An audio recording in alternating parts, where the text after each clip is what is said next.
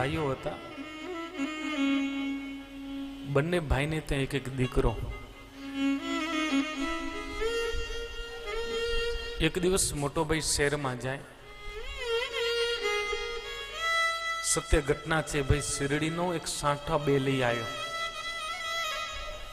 બે શેરડીના સાંઠા લઈને આવ્યો. ગાડીમાંથી ઉતર્યો. એનો નાનો ભાઈ છે ને દુકાને બેઠેલો, એને ખબર નહીં.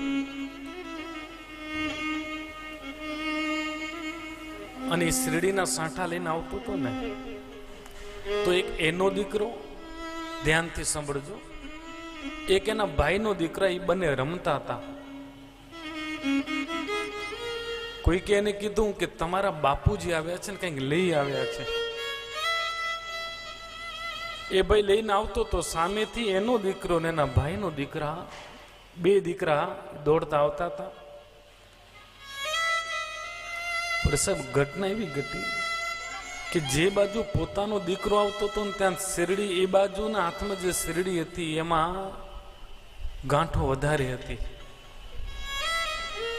ને એનો ભાઈનો દીકરો આવતો હતો ને એ બાજુની શેરડીનો સાંઠો થોડોક સારો હતો. એને જોઈ લીધું, થોડોક ખરાબ ભાગ છે એ બાજુ મારો દીકરો આવે છે, સારી શેરડી છે એ બાજુ મારા ભાઈનો દીકરો આવે છે.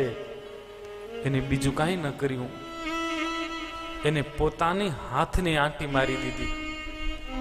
એ સારો ભાગ હતો એના દીકરા તરફ ગયો, ખરાબ ભાગ ભાઈના દીકરા તરફ ગયો.